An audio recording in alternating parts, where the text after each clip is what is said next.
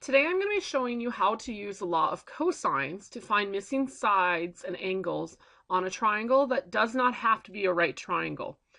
We already looked at the law of sines, which you can use whenever you have a matching set where you have an angle like angle A over here in the corner, and then the side across from it, the little angle or little side A with the little letter A over here.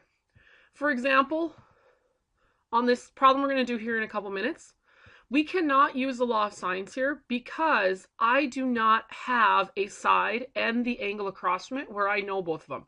If I did, I would just use the law of sines. But I don't here, so I can't do that because I only have angle A, which is 26 degrees, and I do not know side A across from it. So I'm going to have to use the law of cosines in order to find that.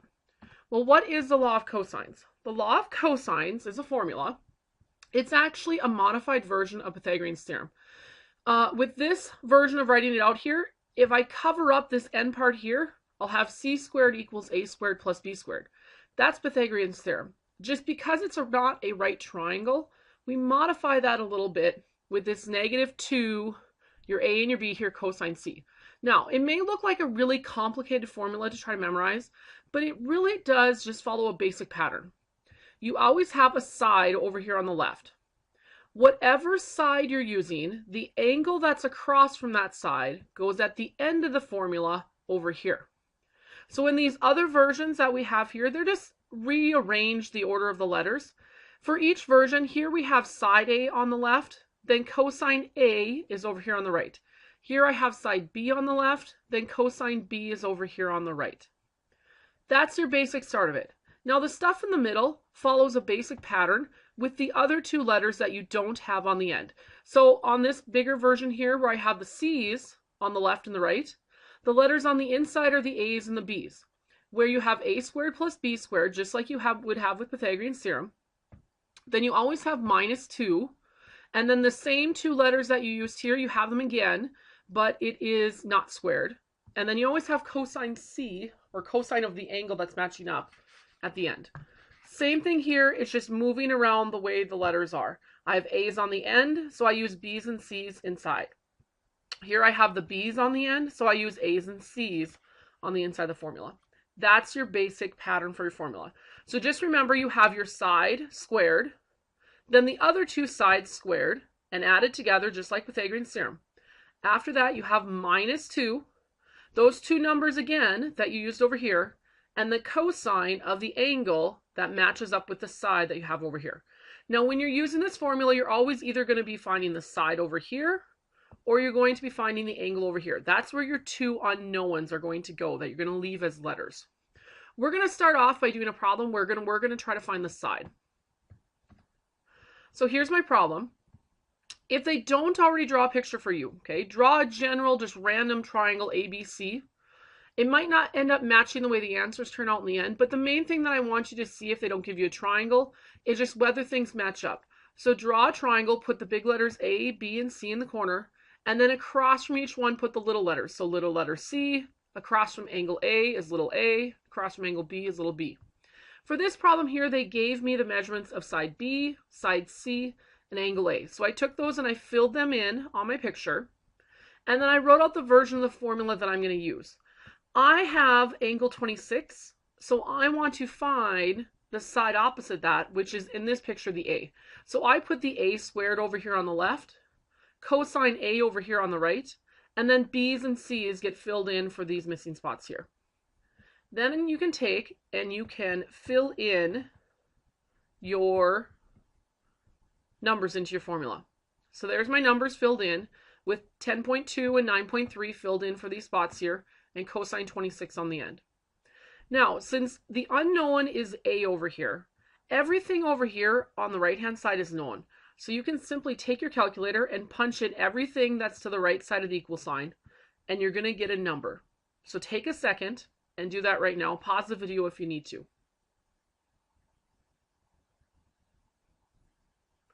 Once you've punched all that in, you should be getting for the left side there, or sorry, right side, 20.01. But remember, that's a squared. A lot of times students forget at this point, this is not your final answer. A squared still equals this, so you need to take and Square root that. When you square root that, you get 20, or the square root of 20.01 is 4.473. So over here, I know that I can take this 4.473, and I'm going to put that up on my picture over here. Grab my pen to write here. So I have 4.473. Now, the answer here, the directions up here, tell you to round your angles, measurements to the nearest degree, and the sides to the nearest tenth. So the answer key won't actually leave it as 4.473. It'll leave it as 4.5. However, though, I'm going to leave it as 4.473 because we need to use this answer to figure out more answers. And if I round this off a lot, I might end up with a rounding error. So leaving it with 3 decimal places is just to ensure that the rounding doesn't make my answer get off from where it's supposed to be. That is step 1, finding side A. Now, on most problems, you might be done right now. They might just ask you find side A. However, this problem here says to solve, so we need to find everything else that is also missing. So I'm also missing angle B, and I'm also missing angle C. Right now, since we have a matching pair where we know angle 26 and the side across from it, the 4.473, now I can go back to doing the law of sines. You could do it for angle C or angle B. I chose to do it for angle B. So I like to keep my unknown on the top. And sorry, my blue line went through this, but this is a sine of B on top. And then what matches up with spot B across from it is the 10.2. So that's over 10.2. Then on the other side, since I did sines and the angles on top, I need the sine of 26, and across from the 26 degrees is 4.473. So I set that up. Now I want to move this 10.2. So I'm going to take and multiply by 10.2. When I do that, okay, it will cancel off on the left-hand side. And then that 10.2, I'm going to put it on the right-hand side in front of the sign, because I don't want to make sure that it doesn't get stuck in with the 26, because remember that 10.2 is not actually times 26. And if when you're putting in your calculator, you put it after the 26, you'd have to make sure you close the parentheses after the 26. Otherwise, your calculator will tell you the wrong answer. So take your calculator at this point, and I want you to type in 10.2 times the sine of 26. Hit enter after you've done that, and then divide that by 4.473. You should be getting, let's see if I can get the right thing here. Here we go. No. So I can move my box. Doesn't want to go to, there we go. So I can move my box. So you should be getting 0.9996. You can't just round that to 1. We need to leave that with the 4 decimal spots, and actually leave that in your calculator. You do not want to clear that out of your calculator. We're going to use the answer button with that in a second. So what's left on the left-hand side is sine of B. So we are not completely done. The sine of B equals 0.9996. I have to undo that. Sorry about that. Let me move this back here. I have to undo this sign. Remember, it's not sine times B. It's the sine of an angle B. B is some kind of degree. And when you're comparing the opposite over the hypotenuse for this angle, those two sides divide out to this decimal. So it's a number off of that sheet that I have given you that we can go through. So in order to find that number off of the sheet, we're going to use our calculator. We're not going to use the sheet, but we need to undo the sign. We undo the sign by making it the sine inverse, okay? A lot of times I think about, we're going to take the sign here. I'm going to take this sign. We're going to move it over here. And when you move it over, it becomes the sine inverse. So we need to do the sine inverse of 0.9996. Now, to avoid rounding errors, I don't want you to actually type in 0.9996. I want you to bring up the sine inverse, probably having it at the second button or control, bring it up so it has a sine inverse. And then I want you to use the answer feature on your calculator. It's down by the little negative sign, down by enter. You might probably have to hit second or control, hit that button so it says ANS, then hit enter, and you should get 88.46. Directions say to round to the nearest degree, so I'm just going to make that 88 degrees. Now, the easiest part is what's left. We've now figured out that angle B up here is 88 degrees. All we need to figure out is what angle C is over here. There's 180 degrees in the triangle, so all we need to do is take 180 minus the 26 and minus the 88 that we've already used, leaving us with 66 degrees for angle C. That has the triangle solved. You found all the missing parts. Now the next problem we're going to go through, we're not going to solve it. We're just going to find angle X. Okay. If you had to solve, then you could go through and do the law of sines after we find angle X with the answer we get here, and then figure out angle M or angle K and then subtract from 1 to 180. But for right now today, I'm just going to show you how to get the angle that we're missing here. Now, since we are missing the angle, okay, X is going to go on the end over here. Across from X is 1.9. So 1.9 needs to go over on the left-hand side as our side. Remember, it's that side squared. Then it's the other two sides. They're squared and added together. Then it's always minus 2. Those two numbers again that we have over here. And then it's always cosine of the angle. And this time we're trying to find the angle, so that's where my X is.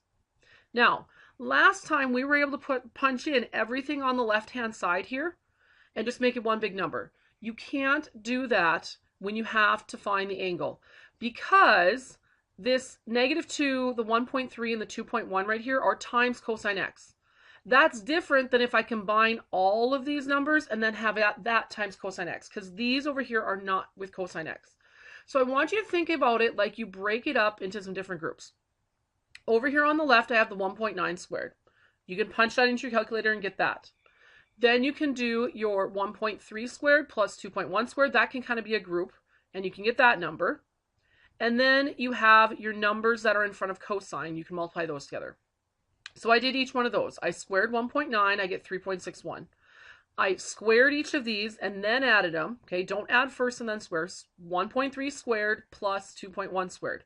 I get 6.1.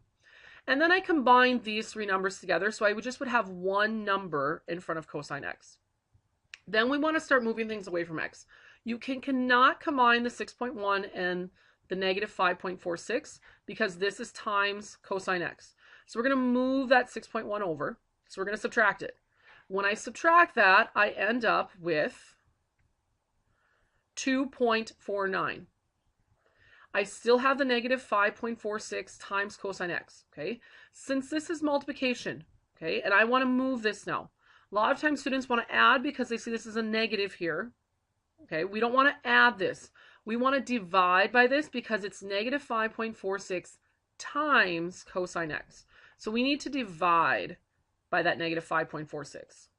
When I do that, okay, I'm now going to get a decimal. Okay, sometimes it'll be positive, sometimes it will be negative, but you should be getting a decimal over here. So in this case, I got 0.4560. That equals cosine X. Now, once again, I'm trying to find the angle, so I need to undo the cosine, kind of like we undid the sine in the problem before. So anytime you're trying to find an angle, that's when you're going to do the inverse function. So this cosine gets moved over to the other side, and it becomes the cosine inverse. So I take this cosine, take this here, I move it over in front of the decimal. Oh, my pen's going kind of spazzy. Okay. Anyways, I move it in front of the decimal, and that is how we get the cosine inverse down here that we have. So you need to take your calculator, hit the second button or whatever you need to do to bring up the cosine inverse. You should already have the 0.4560 in your calculator from the step before. So instead of typing it again, use the control or second button and bring up the ANS, the answer feature of your calculator. And when you do that, you should be getting 62.8, or rounded, that would be 63 degrees. Now, if the directions on the problem said to solve, now I would go back up to the picture here. Now that I know that this here is 63 degrees, now I have a matching set where I have 63 degrees across from 1.9. Now I could go through and set up a law of sines to either find angle M or angle K. And then you could subtract from 180 to find the other one that you're missing.